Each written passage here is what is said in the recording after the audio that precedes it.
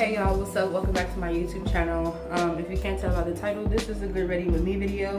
And also you guys, this is kind of like a Q&A. I've been kind of getting questions, you guys, on a lot of things. Like for one, how do I do my eyebrows? For two, why did I stop becoming a makeup artist? For three, what made me move out of California? And for four, what inspired me to become a go back into doing YouTube. So I'm just gonna answer some of those questions for you guys, so you guys don't feel like you're in the dark. First things first is, how did I do my eyebrows?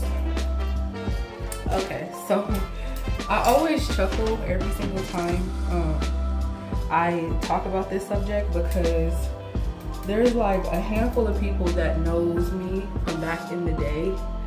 When I was in high school, and I went through a very like crazy stage with my eyebrows. I used to watch this girl on YouTube. Her name was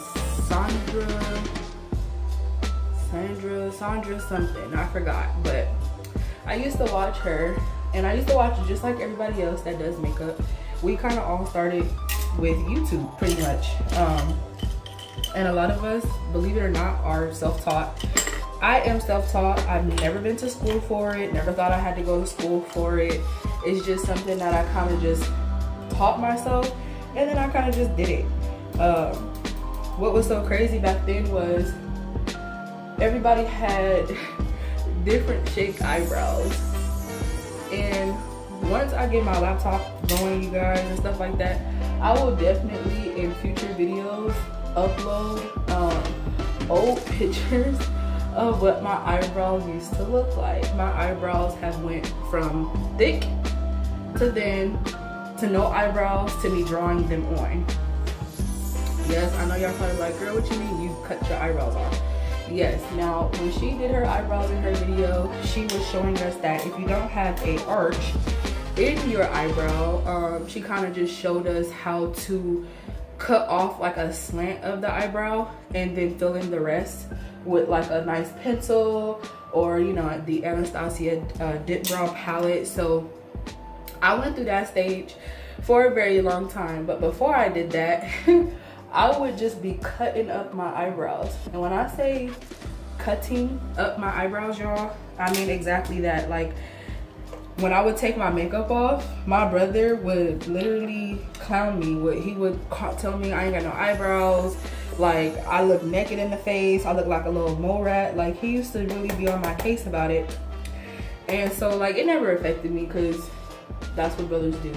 But at the same time, like it was just, it's a technique kind of thing. It's not something you can really, like, I'm not gonna say you can't teach people. You just have to have a lot of control over your hand when you are doing your eyebrows.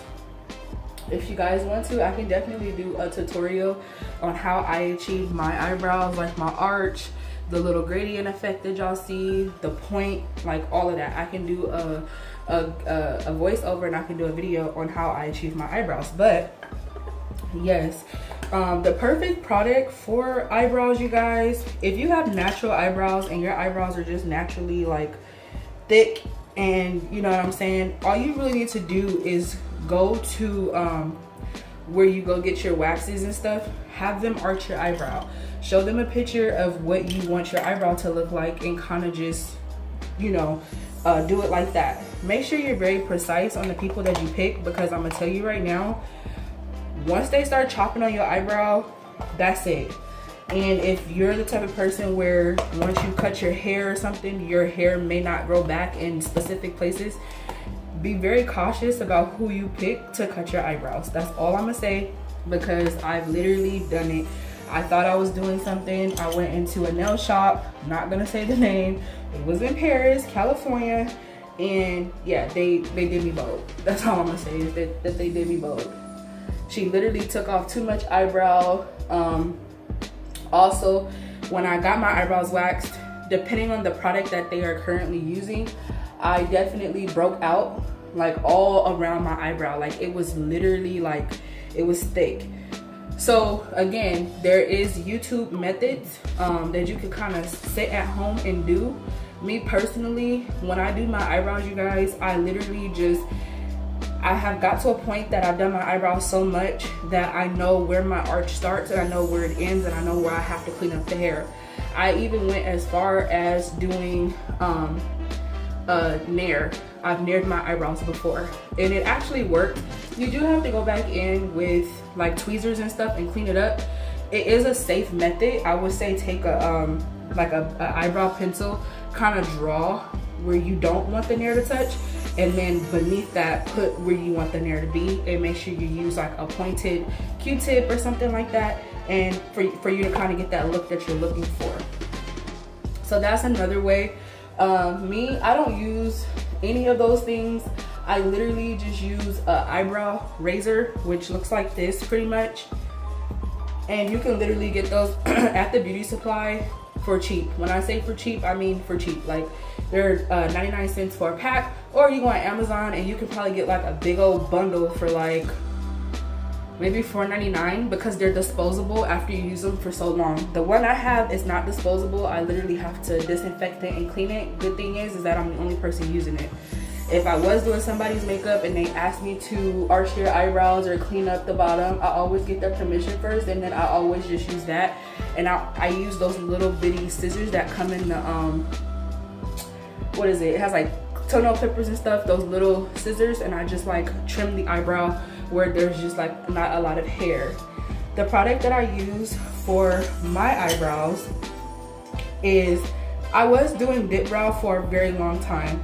I kind of stopped when I realized that using a pencil is much more precise and it cuts down a lot of product. Granted, I have to buy a lot of pencils, but how often am I really doing my makeup? Not often enough to where, again, with dip brow, you kind of have to keep dipping in there. You got to make sure the, you know, the pencil, the brush that you're using is very pointed in some areas. Like it's just, it takes more detail when you're using a brush using dip brow. And I have nothing against dip brow palette. I still would use it. At this point in the stage in the game of me doing my makeup, I try not to run out of my pencil, but if I do run out of my pencil, then I always have my dip brow as a backup, and I have the one particular brush that I hardly ever use for my eyebrows. So that's that for that. As far as my concealer goes, I've been an LA Girl Pro Concealer Girl since I started doing makeup, okay? I went from, let's see, I've had a couple of concealers, I'm not even gonna lie. I've tried NYX, didn't like it. For me, I don't know what it was. I wasn't really a fan of how it made it just made my skin feel really patchy. And I've never been the type to I don't like a lot of makeup on my face. And even when I've done like makeup clients in the past when I was doing makeup, I never really put a lot of product on their face. Like that is for me. And I know other makeup artists, they have their own opinions about it, and that's perfectly fine. But for me personally, I just don't see the point in putting on so much foundation. I have a whole layer of foundation, and then I go in with concealer, and then you got people that double layers on concealer, and then they set it, and then they spray it, and then they go back in. To me, that's just that's for me personally. I have nothing against people that do it. Just for me, that's just too much. And the clients that I would do makeup on, truth be told, they genuinely love that. Like they love that I'm not putting 1,001 ingredients on their face after I prime their skin. Or when I do their makeup, they genuinely, like, they just appreciated it. So that's kind of where I'm at with that. But I've always been a LA Girl Pro Conceal kind of girl when it comes to my concealer. I started liking Juvia's Place when I got introduced to it. Juvia's Place is really good. P. Louise, and some of you guys probably like, who the heck is P. Louise? P. Louise, I found him on Instagram, or her. It's typically a woman talking, but you know, I don't know who's behind there. I don't know who's back there, but typically they have really good concealer. They have good concealer for, you know, to match your skin tone and stuff. It kind of reminds me of Juvia's Place, but to be like personally honest with you guys, their pigmentation is like ridiculous. Like it's out of this world. You don't really need much when you're using P. Louise. And I typically started using P. Louise last year. You can find them on Instagram at P. Louise. So yeah, but like I said, I've always been the pro concealer kind of girl. For me, naturally, I try not to switch a lot of ingredients because I do have really sensitive skin, and me switching products all the time for my skin is just not healthy.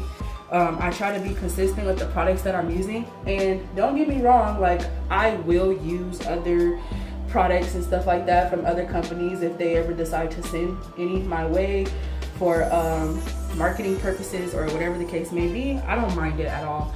I always like to try different things, but I'm very cautious about my skin, and there's a lot of people that, like my mom, she's like hypoallergenic, so I have to really be careful about the stuff that I put around her eyes and stuff like that when I do her makeup. And then you have people where their eyes, like they just run, like it just runs constantly. So yes, so I use LA Girl Pro Concealer, and I use my pencils. Now somebody's gonna say, well, where do you get your pencils and what color do you use? Well, I use Blackest Brown because that is the color of my eyebrows, and people use black pencil. Again, not my preference, but if that's what you use, that's fine. I just feel like for some people, especially light tone people, if you are using black, it just makes your makeup, to me, in my opinion, it just makes it look really heavy. When you try to tone it down after you get used to using like a certain type of pencil, or not even a pencil, but well, yeah, a pencil, a certain type of color on your skin, it's kind of hard to transition. But in my opinion, if you're doing or using like a black pencil, eyeliner, or whatever you're using to kind of do your eyebrows, black is just not for me. For my dark skin girlies, Blackest Brown, it just goes. It literally just goes. Again, if you're light skinned, of course, like, you know, we could tone it down again, and it all depends on your skin tone. It's not something that, you know, it just really just depends on your skin tone. So I use Blackest Brown, and I usually get my eyebrow pencils. Let's see, I found a couple. I found them at the dollar store. I know people like dollar store. Yes, you could find really good lashes at the dollar store. You could find some really good product at the dollar store. I know that Lonnie, or whoever her name is, she got these lashes. I'm not even gonna get off topic, but you can find those at the dollar store too. But yes, I have used dollar store. I think it was Noor or something like that. Even Wet n Wild have Blackest Brown.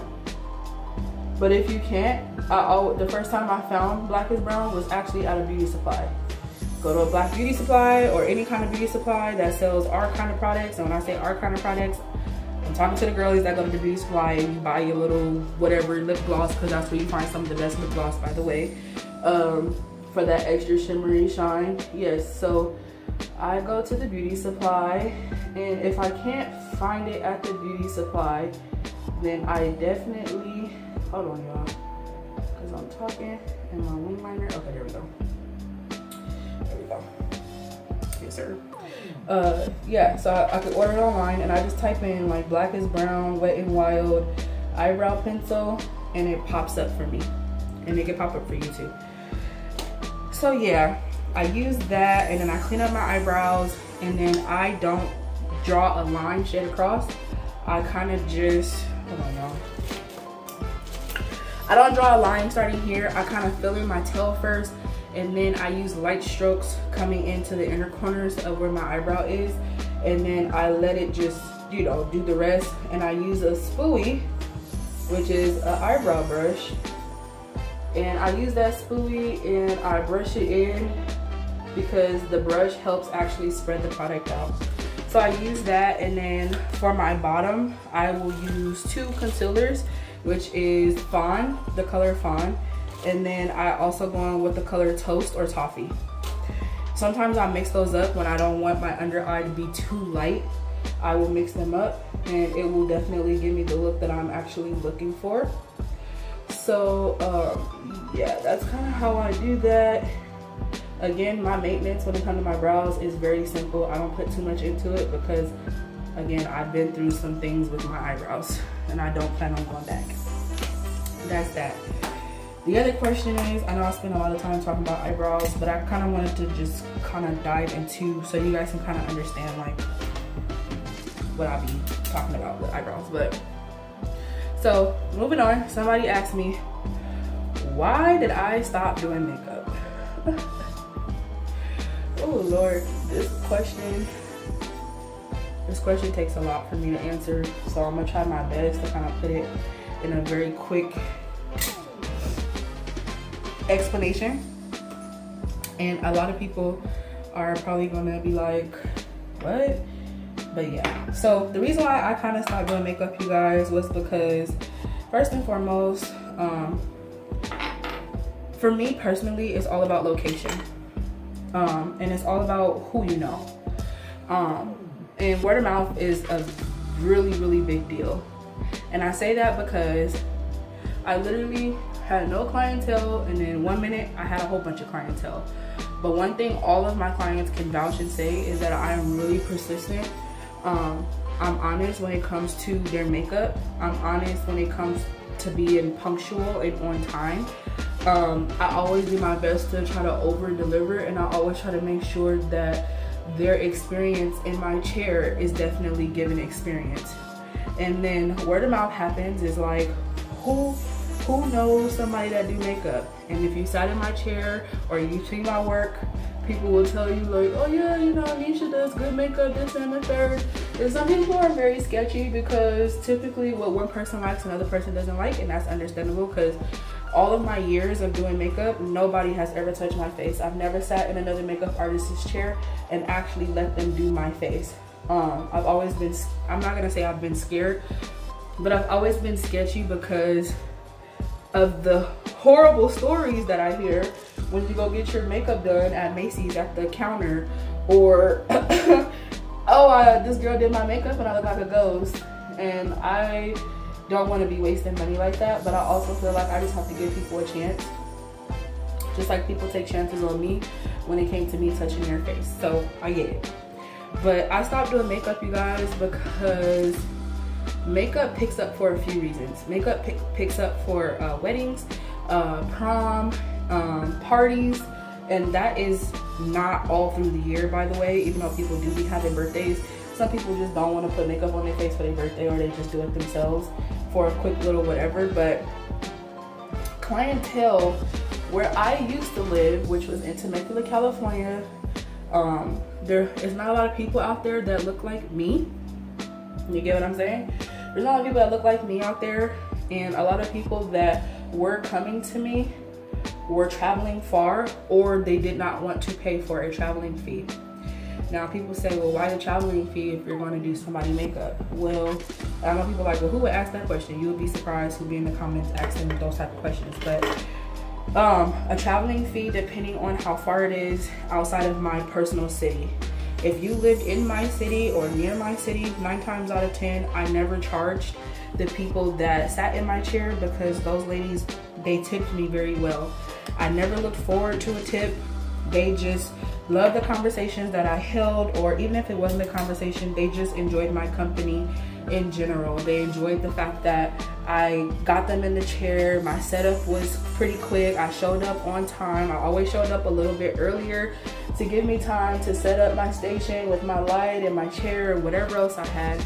And then I would get them in the chair. We would just be chopping it up and so on and so forth.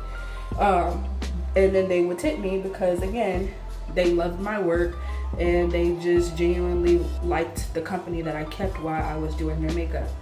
So, and then they would tip me. They would be like, well, how far did you come? I'd be like, oh, I came from such and such. And trust me, I've had situations where, if you live in California, you know I would go from Temecula to LA to further than LA. So I would charge, my traveling fees were between $60, $80, $120. And people are like, yeah, that's a lot. Well, California is a lot, and I'm not gonna shortchange myself nowhere, because gas, $6 a gallon or $7 a gallon, depending on where you live. You know, time, you know, I gotta get there and get home and stuff like that. So I stopped doing makeup personally because of those reasons. It had nothing to do with my marketing skills. It had nothing to do with any of that, because again, I try to be on a lot of platforms where I can promote myself, and 9 times out of 10, if you do a good job, the streets will talk about you without you even being there. So I really appreciated that, because again, Facebook, I keep telling people, be like, Facebook for old people. No, Facebook is for people if you're trying to reconnect or connect with people or do business things, and it genuinely, it works if you do it the right way and build the right relationships with people. So yeah, so that's kind of why I stopped doing makeup. People ask if I'm gonna go back into doing it now that I live in Florida. That question I can't really answer right now, because you guys already know I'm preparing to be a mom.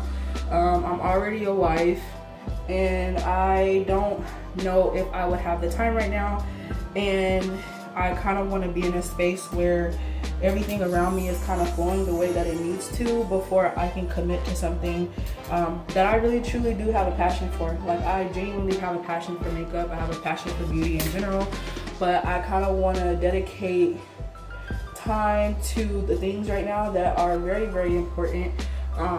Not to say the least that I won't go back and do makeup, but just right now at this current time, it's just not gonna work for me. And moving around my schedule with a newborn and my husband who goes to work and stuff like that, I can't really be committed like that right now. In the future, maybe 2025, you guys never know, I might just pop up with something. I might be working on something or whatever the case may be. But will I continue to do makeup on myself and post and help you guys find some of the best products that's going to be for you, or give you guys tutorials? Absolutely, I have time for that. But as far as taking appointments right now, I don't have time for that. Plus, I want to be able to, you know, open up my studio and stuff like that, because one thing about it is clients, too many people come to your house, it creates issues. I don't need people coming pulling up to my house or trying to get refunds for stuff. And I just want to, if I'm gonna do makeup again, I'm gonna do the legitimate way and open up my own salon or do it on wheels or something like that. I'm not gonna do the house calls anymore and stuff like that. I'm just not gonna be in that space. Because taking house calls, if you are starting out right now, you are taking house calls, that is really good for you. That's where I started. But if I had to be specifically honest, it is a little bit unsafe. So you do have to be very careful. You know, people live a certain kind of way and all this different other stuff that plays into doing house calls, or a lot of people just come into your house in general. That's just too much for me. I used to do it because at those times I really didn't have a choice, and makeup was a strenuous income for me. So yes, if you are still doing that, keep doing it. I am rooting for you, and I am definitely proud of you for stepping out of your comfort zone, because doing somebody's makeup and trying to match their skin tone and undertone and make it look good, because let me tell you, the girls will bark. They will talk about you if you did somebody's makeup and it's trash. Trust me, they will. I've been around it. I've been in conversations. I've seen it. So just be very careful. Just getting that close to people and going to people's houses. Now, when you have reoccurring clients and you've been to their house and you're comfortable, that's different. But just be very careful and be very wise on who you set appointments with. And again, if you feel uncomfortable about somebody, you're not obligated to take that appointment. Okay. The other question was, what made me start YouTube all over again? Healthy space. That's what I'm gonna say. I'm gonna say healthy space. My spaces that I was currently in last year and the years before that, and if you watch my videos, you'll know why. But those spaces for me, they weren't spaces where I was able to thrive and what it is I really wanted to do, nor did I have the motivation to do what it is that I'm doing right now. And that's kind of where it is for me. I started it a couple years ago. Here goes my nose again. Hold on, y'all. I started it a couple years ago, and I put it down for about 2 years. And then now I'm in a space where I feel safe and I'm comfortable to kind of sit, like I kind of said in my other videos, and kind of tell you guys like what's good for me, you know? And I'm not just operating out of, what is it called? I'm not operating out of survival mode anymore. So it's like, you know, I'm able to kind of tap into what it is I want to do, what it is I want to talk about, what I want to let people in on, you know what I'm saying? So yeah, just healthy spaces. If you're not in a healthy space, I still say do it. Don't do it because, you know, everybody's situation is different. Maybe doing YouTube for you, it may open doors for you quicker than it did for somebody else, or maybe YouTube for you may be an actual outlet to help you in your situations. You just never know. But for me, it was definitely the spaces that I was in. I didn't feel 100% comfortable with what was going on around me, and maybe it could be some of the people that I was around too. You know, you just never know. So yeah, so now that I'm in a safe space, I actually have more motivation to tap into what it is I love, what it is I want to talk about, what I want to give, how I want to give it. Because once you execute something, you got to make sure you're doing it the right way. You got to give it your all, but it has to be thought out. Because if you half-ass anything, you're going to get a half-ass everything. You get what I'm saying? So yeah, just a safe space. My husband, my partner, he makes me feel very safe. He's definitely supportive, hella supportive actually. And practically, like with him, for me, it's just, you know, sky's the limit. So I'm willing to be in this space and push myself. And for some people, you might need that, you know. Maybe you don't have the friends or whatever the case may be. Because I have friends who tell me, like, start your YouTube channel, I think you'll be good. And I did for a short period of time, but again, those spaces were very clogged and it was just so much happening and so much going on around me, and I couldn't really tap into those spaces like that. So again, so I want to repeat myself, definitely a safe space. What made me leave California? That's it. Y'all nosy. That's all I'm gonna say.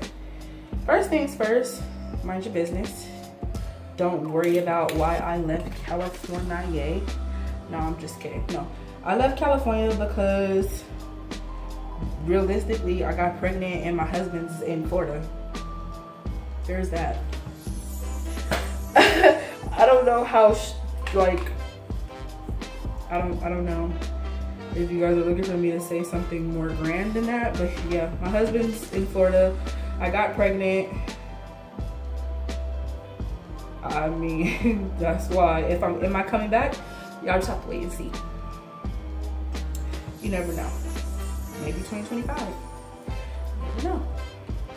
But yes, no, I left California, you guys, because again, it took for me to move out of my comfort zone, for me to thrive in the way that I'm thriving, for me to really become the woman I've always seen myself be. And the good thing about it is, the person that I'm with, he literally brings out the best in me.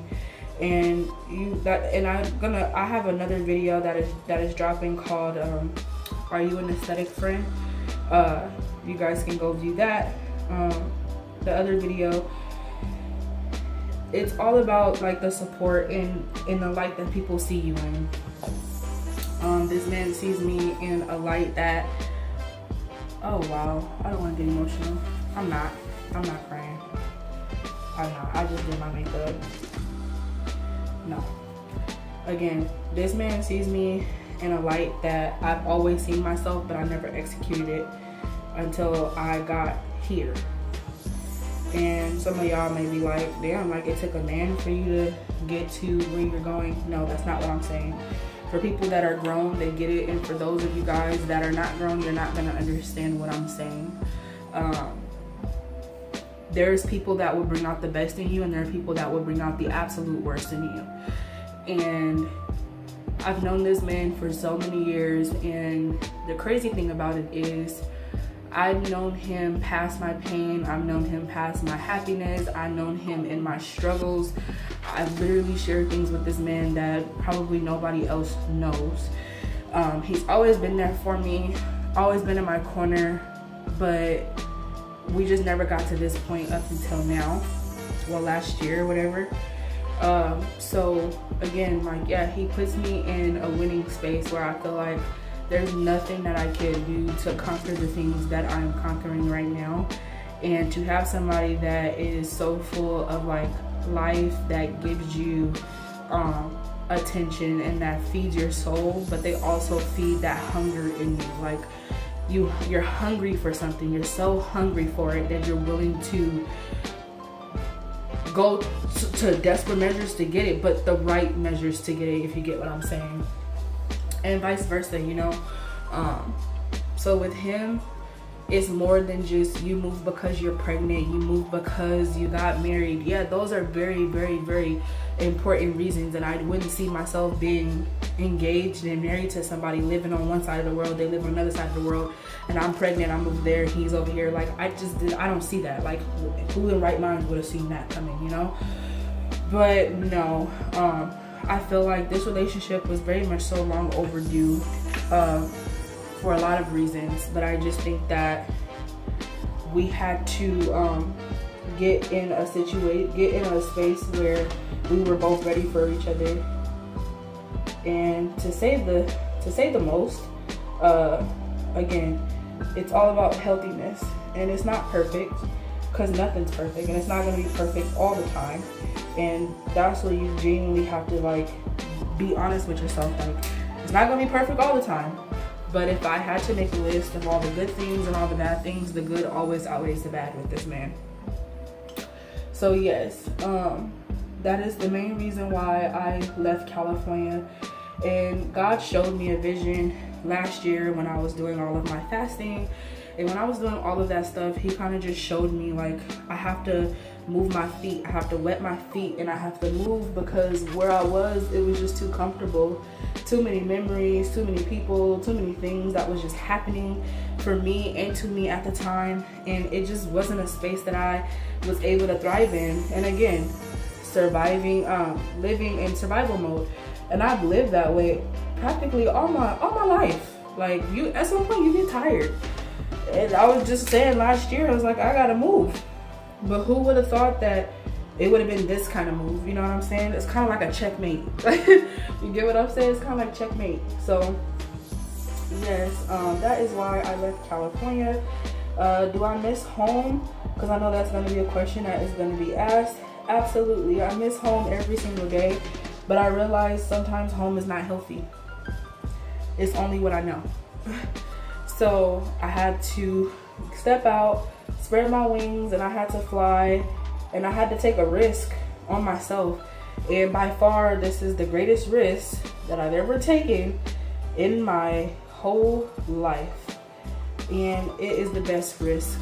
And for the life of me, if I had to give anybody any kind of motivation to leave where you're comfortable, I say, if it's with the right person or with the right mindset, do it. Don't be afraid. If you ever have to go home, you can always go back.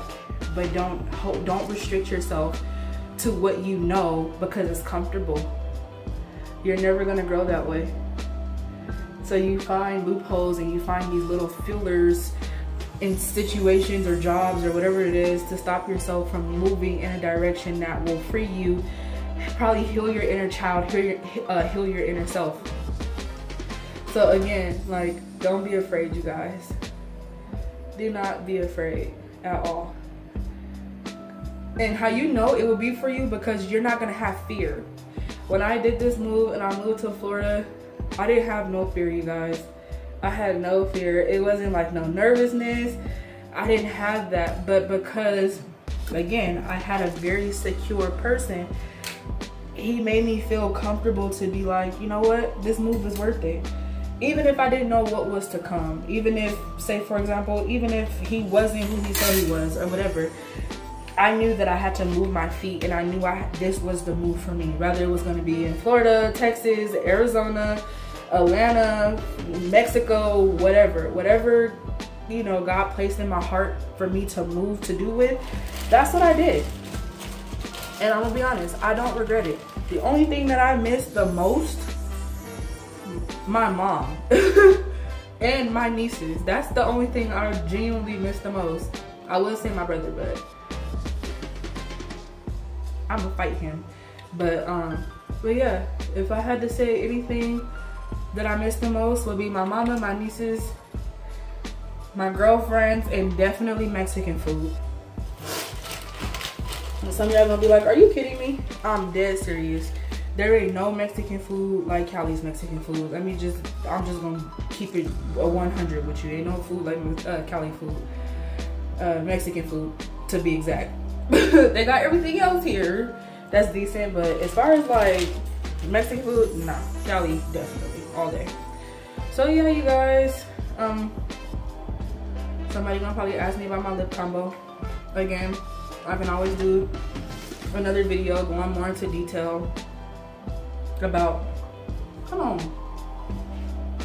about my lips and about my look and the products that I used. Trust me, I can give it up. I am not assist that gatekeep. Trust me, I will not gatekeep on y'all. But yeah, y'all, those are the questions that I was getting. Thank you again. I said it in my last video. The last video is, are you an aesthetic friend? Do you have aesthetic friends around you? Do you have a real friend around you? So that's my other video, you guys. I did say thank you to everybody that has subscribed to my YouTube channel. All my new watchers, hi, how you doing? My name is Nisha, nice to meet you. Some of you guys that subscribe to me have YouTube channels and have videos, and I have checked them out. Congratulations to you. I forgot the name, but he just hit 1K. So congratulations to you. I'm so proud of you. Keep going. Y'all know how hard it can be to get up every day to try to push yourself to make a YouTube video. Yeah, try it and then tell me like how easy it is. It's not, because sometimes you can run out of ideas or whatever, but again, he made it to 1K, so congratulations to you. And again, all my new girl subscribers, there's somebody in here, something for skin. Shout out to Bando Sweets on Instagram. She lives in Marietta. I think I said her name right. Yes, she lives in Marietta, and she makes like these candied fruit treats. And I can't wait to get home so I can order me one. So yes, again, you guys, again, thank y'all. Make sure y'all follow me on Instagram at Certified Niche. Also, make sure you're tapping in with me on the threads. You guys can probably find me on there. Again, it's all the same, Certified Niche. I post on there all the time. Again, I'm a girl's girl, so I'm following all the girlies back. Also, go ahead and follow me on Facebook at Nisha Crawford if you want to keep up with my day-to-day life. And then also, if you are a black woman and you live in Orlando, I am the CEO of the Black Sisters of Orlando, so please be sure to go find that group. Go ahead and follow me on there. Add yourself. I'll go ahead and add you. It's really just a group that we can kind of come together, uplift each other in different lights, support each other, and just have like an honest sisterhood. I had one back home. I still have one back home, and I miss them a lot. And what best to do if I don't have this type of information to share it in another state with other women that are like me. So again, I just want to say thank y'all again for the support. Thank y'all again for the love. Thank y'all for questioning me, checking on me. How you doing? How's the baby? How's life? I love y'all with all of my heart, and thank y'all for giving me the motivation to continuously push and continue to do YouTube every day. I know my droppings are not the way that they should be, but as long as I'm getting a YouTube video in a week and I post about it, don't at me. But yeah, thank y'all again. I'll go ahead and do a video on my eyebrows and show y'all how, well, I'm gonna let them grow. I'll show y'all how I cut them, how I do them, how I do all this stuff, whatever. But I'll do a video on that, and I'll do a voiceover. If y'all have any questions, y'all want to see future videos coming up about makeup, just go ahead and drop it in the comment section below. Make sure y'all share. And yeah, again, if you're another YouTuber or you started YouTube, sub for sub. But I'll see y'all next video. Bye.